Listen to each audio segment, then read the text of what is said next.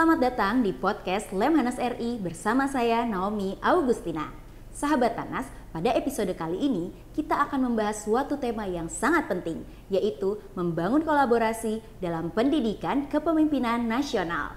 Pendidikan kepemimpinan adalah suatu kunci untuk mencetak pemimpin-pemimpin yang tidak hanya kompeten, tetapi juga memiliki wawasan kebangsaan yang kuat.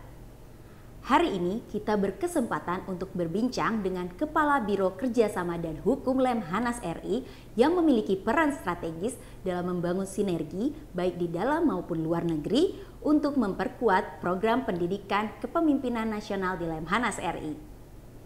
Mari kita bahas lebih dalam tentang bagaimana peran kerjasama dan hukum mendukung pendidikan kepemimpinan nasional serta capaian apa yang telah diraih Lemhanas RI dalam bidang ini. Telah hadir bersama saya Brigadir Jenderal TNI Marinir Girsang. Apa kabar Pak Girsang? Kabar baik. Ya. Terima kasih Pak Girsang untuk waktunya dan kesediaannya untuk hadir dalam podcast Lemhanas RI. Jadi Pak Girsang, mungkin dimulai dengan seperti kita ketahui bersama bahwa Lemhanas baru saja secara resmi membuka pendidikan penyiapan dan pemantapan pimpinan nasional atau disebut dengan P4N angkatan ke-68. Mungkin Pak Girsang bisa jelaskan kepada sahabat Tanas bagaimana peran Biro Kerjasama dan Hukum dalam mendukung pendidikan kepemimpinan nasional Lemhanas RI. Baik Mbak Naomi ya. Sebelumnya saya akan jelaskan dulu apa itu Biro Kerjasama Hukum ya. Kami adalah satu kebiroan yang bekerja di bawah Sekretariat Utama atau Prime Secretary of Lemhanas ya. Karena juga kalau untuk aktivitas internasional kami mengatakan seperti itu. Kami melakukan kerjasama, baik itu kerjasama domestik maupun internasional. Kami juga melakukan salah satu tugas yaitu penyiapan peserta untuk melakukan atau menjalankan program P4N, P3N. Dalam melakukan perannya Biro Kerjasama ini khususnya yang baru saja kita lakukan adalah bagaimana kita menyiapkan peserta didik untuk program P4N yang dulunya dinamakan PPRA, Program Pendidikan Reguler Angkatan, yang sekarang menjadi program penyiapan dan pemantapan pemimpin nasional angkatan ke-68. Jadi dalam 1 tahun itu kegiatan Biro Kerjasama yang pertama adalah melakukan sosialisasi. Sosialisasi sifatnya berupa pemberian informasi pada saat ada kunjungan-kunjungan ke Lemhanas. Kita juga ke daerah dan juga menyebarkan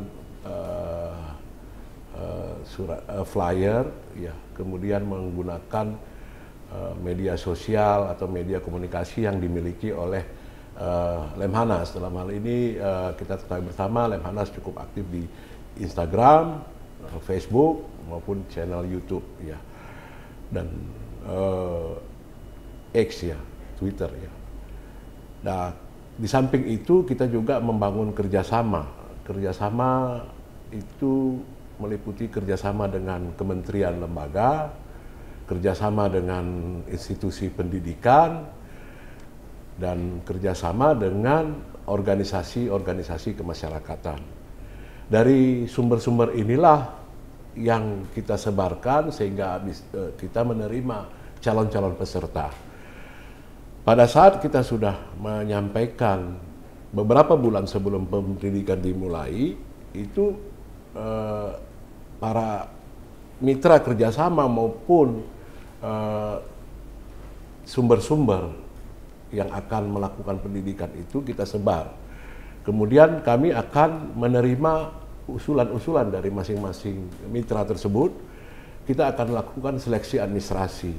Karena kuota seleksi kita juga tidak tahun ini khususnya kita melakukan seleksi sejumlah 152 orang. Ya.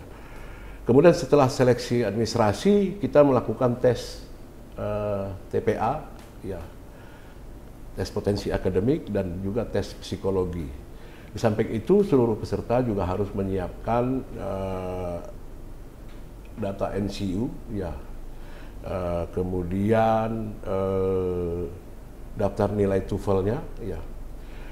Kemudian setelah itu diadakan rapat penentuan akhir yang kemudian dikeluarkan keputusan gubernur untuk peserta-peserta yang terpilih ya untuk mengikuti pendidikan. Kami rasa itu tugas kami sampai dengan dilakukan. Di sisi lain kita juga melakukan kerjasama internasional untuk mengundang calon peserta dari internasional. Kebetulan tahun ini kita ada 8 peserta dari beberapa negara. Itu 5 bulan sebelum pelaksanaan pendidikan kita melakukan kursus intensif bahasa Indonesia. Kursus ini kita lakukan dengan 2 metode. Kursus pelajaran jarak jauh, yaitu kursus menggunakan metode online. Kemudian kita lakukan kursus offline.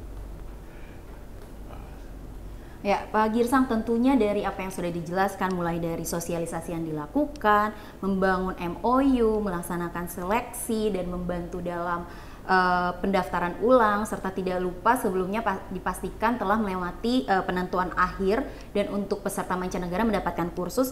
Menurut saya peran Biro Kerjasama dan Hukum tentunya tidak dapat dianggap sepele, bahkan dapat dikatakan memegang peranan yang penting. Dan berbicara tentang peranan tersebut, dengan banyaknya peranan tersebut terkait dengan berbagai program seperti yang dilaksanakan Lemhanas melalui P3N, P4N, dan program pemantapan nilai-nilai kebangsaan, menurut Pak Girsang sejauh mana kerjasama dengan instansi-instansi baik dari dalam maupun luar negeri berkontribusi terhadap efektivitas program-program Lemhanas tersebut? Sejauh ini kerjasama itu cukup aktif dan baik ya, bagus ya. Tidak hanya untuk program pendidikan dan program pemantapan, kita juga membangun kerjasama untuk program pengkajian, juga membangun kerjasama dalam rangka membantu tugas Lemhanas untuk melakukan penilaian tentang pengukuran ketahanan nasional. Oh, ya. Jadi setiap tugas-tugas Lemhanas itu tentu kita lakukan dengan diawali dengan kerjasama. Namun di sisi lain juga dengan internasional kita memiliki kerjasama, karena di samping Lemhanas ini sebagai institusi yang berkedudukan langsung di bawah Presiden, namun dalam sisi akademis ini juga institusi pendidikan, sehingga kita dalam kondisi beberapa aspek kita melakukan kerjasama dengan universitas-universitas di luar. Kita sudah membangun kerjasama dengan RSIS Raja Ratnam Singapura, kemudian NUS, ya di dalamnya ada Lee Kuan Yew Public Policy School, ya juga kita membangun kerjasama dengan King's College London, ya, dan beberapa yang mau kita lakukan nanti masih dalam tahap penjajakan. Di sisi lain, kerjasamanya adalah mengacu ke Defense Cooperation Agreement yang dilakukan oleh Kemenhan. Dalam hal ini, hubungan kita untuk lebih memudahkan, kita menggunakan Defense Cooperation Agreement yang seharusnya memang kita punya agreement tersendiri, tapi untuk rekrutmen calon peserta internasional lebih banyak menggunakan atau inline dengan program yang dilakukan oleh Kemhan. Ya, berarti memang kerjasama yang dijalin melalui Biro Kerjasama dan Hukum Lemhanas RI tidak hanya seputar pendidikan saja, tapi juga ke ranah pengkajian dan pengukuran ketahanan nasional. Dan juga ternyata kerjasama-kerjasama itu juga dijalin dengan universitas-universitas di luar seperti yang tadi Pak Girsang sudah sampaikan, dengan RSIS, dengan NUS, dan juga ada kerjasama yang melalui Kemhan. Dan menurut Pak Girsang tentunya saya sepakat bahwa kolaborasi di masa saat ini dapat dikatakan perlu atau bahkan bisa kita katakan harus dijalin secara inklusif ya Pak, baik dengan institusi pendidikan, institusi kemasyarakatan, institusi keagamaan, dan Lemhanas sendiri pun sudah menjalin kolaborasi dengan berbagai organisasi dari berbagai latar belakang ya Pak ya. Mungkin dari keagamaan kemarin terakhir baru menandatangani nota kesepahaman dengan PBNU ya Pak. Nah, tapi kan dalam menjalin kolaborasi tersebut, membangun kolaborasi tersebut, itu tentunya ada tantangan yang dihadapi oleh Pak Girsang dan tim Pak Girsang. Menurut Pak Girsang nih, apa saja mungkin kendala utama yang dihadapi dalam menjalin kerjasama tersebut, baik kerjasama yang tingkatnya nasional maupun internasional, dan terhadap tantangan dan hambatan tersebut, terhadap kendala tersebut, apa sih strategi yang Pak Girsang lakukan untuk mengatasi? Ya, saya mulai dari internasional dulu ya. Internasional memang kondisinya seperti itu. Proses bisnis pekerjaan kita tidak bisa terlepas dari Kemenhan dan Kemenlu.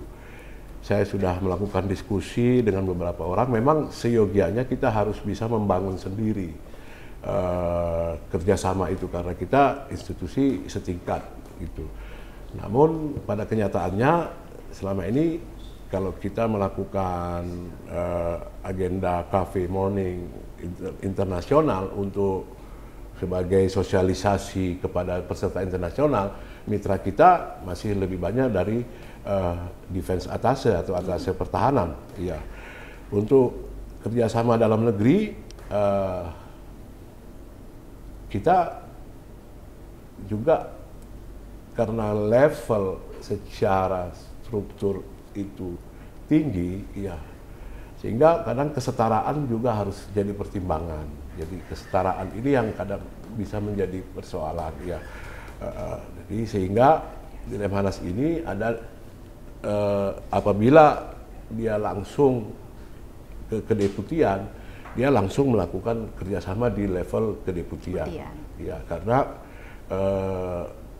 skupnya Lemhanas ini cukup besar ya, nasional gitu. Jadi apabila dia sektor to sektor cukup langsung di bawahnya gitu.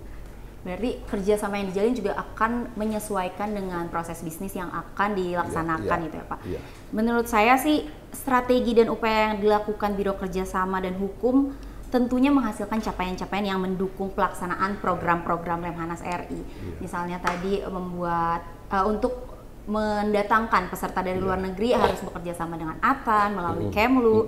Nah, terkait hal tersebut sampai saat ini untuk ranah pendidikan sendiri capaian utamanya tuh apa nih Pak Girsang? Mungkin capaian utama yang telah diraih oleh Lemhanas RI dalam hal kerjasama pendidikan kepemimpinan nasional. Mungkin ada peserta dari negara-negara tertentu yang mungkin sulit didatangkan, lalu Pak Girsang sudah berhasil mendatangkannya. Mungkin seperti itu Pak Girsang.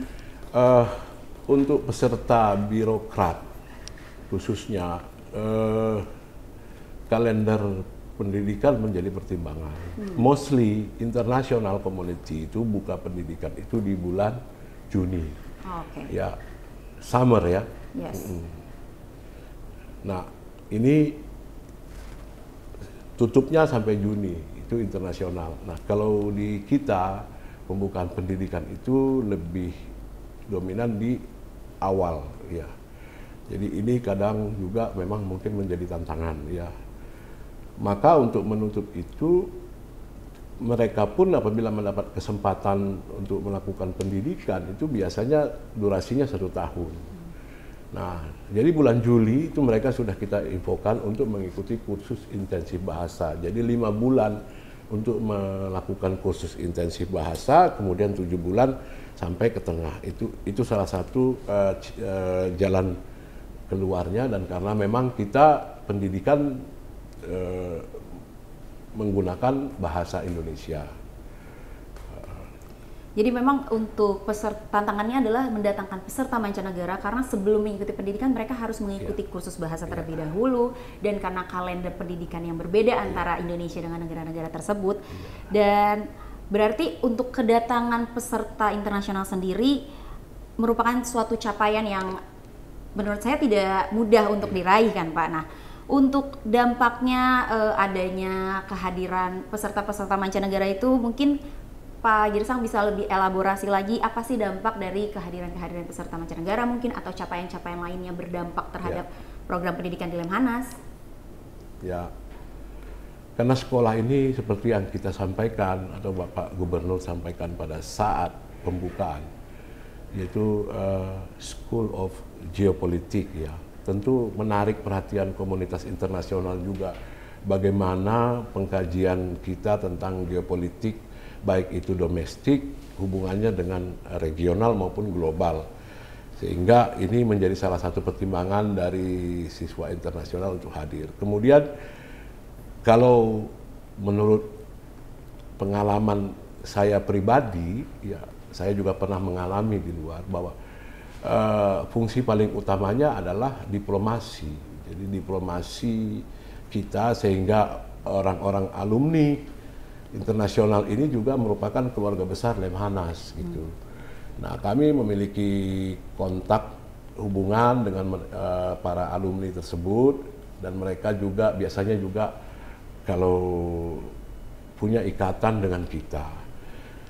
Dan komunitas internasional yang ikut, setelah ikut biasanya juga mayoritas menjadi atasé pertahanan di negara kita. Dan sehingga hubungan itu berlanjut terus sehingga warna keindonesiaan itu benar-benar menjadi bagian dari hidup dari siswa tersebut dan keluarganya.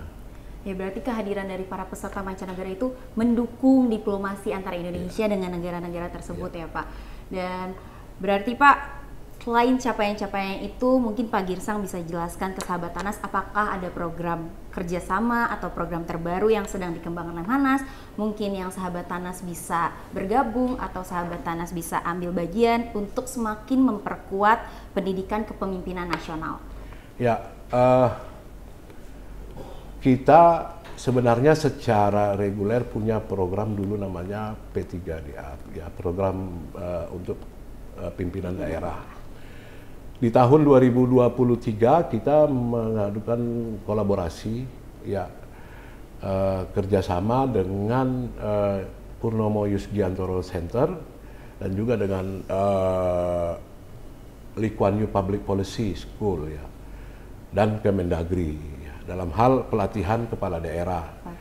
Kepala daerah di mana pelatihan tersebut yang pertama dibekali tentang wawasan kebangsaan, kemudian di Singapura tentang public policy, bagaimana membangun peradaban, kehidupan perkotaan, kemudian balik lagi ke Indonesia, dipertajam lagi. Jadi program itu berjalan selama 2 minggu waktu itu, dan di 2024 itu seharusnya masih berlanjut, namun karena tahun politik itu ditunda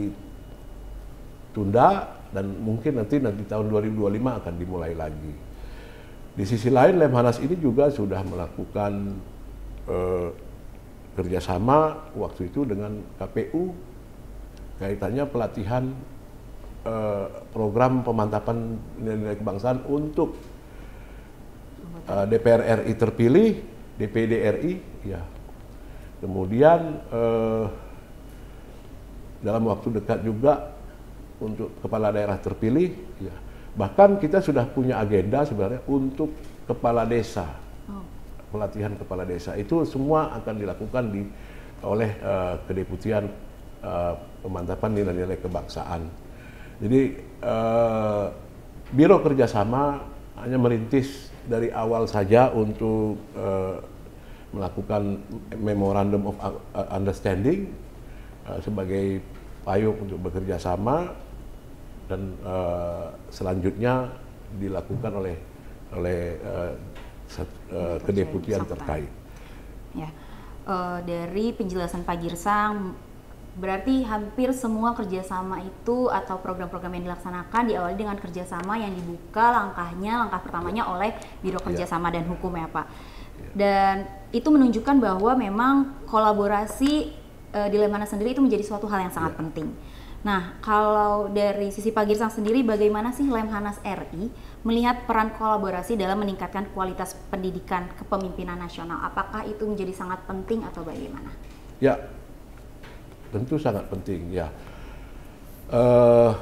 Namun kalau kita buat perbandingan ya kita masih equal antara reaksi dan progres ya. Reaksi maksudnya kita bereaksi setelah ada orang yang meminta bekerja sama dengan kita. Itu. Progres artinya inisiatif bekerja sama datang dari kita. Nah, beberapa hal ini ya yang memang menjadi satu hal yang harus strategi khususnya ya. Kepada siapa Lemhanas yang berkeinginan untuk membangun kerjasama dan bagaimana Lemhanas merespon apabila ada stakeholder atau instansi atau organisasi yang ingin bekerja sama. Banyak program sebenarnya yang bisa dilakukan bersama dengan Lemhanas ya. Karena banyak program itu mungkin dari Pak Girsang sendiri ada harapan atau pesan yang ingin disampaikan ke berbagai pihak, baik instansi pemerintah, akademisi maupun sektor swasta. Mungkin Pak Girsang mau menyampaikan harapannya atau langkah apa yang bisa diambil jika ingin memang bekerja sama untuk ikut serta membangun kepemimpinan nasional yang lebih kuat. Mungkin ada yang mau disampaikan oleh Pak Girsang? Kita sebenarnya lebih kepada tetap berusaha bagaimana kita meningkatkan kerjasama ya. Karena ada kata quote lah ya, art of civilization is cooperation. Yes. Ya, jadi seni peradaban itu adalah kerjasama. Ya, jadi dari situ sebenarnya maka semua instansi juga melakukan kerjasama. Ya, jadi di Lemhanas ini kerjasama ini sangat penting karena kita sendiri punya banyak juga keterbatasan. Ya, sehingga dengan kerjasama, kolaborasi, sinergi, hal-hal itu bisa menjadi mutualis, simbiosis mutualis ya, kerjasama saling menguntungkan dari tiap-tiap pihak.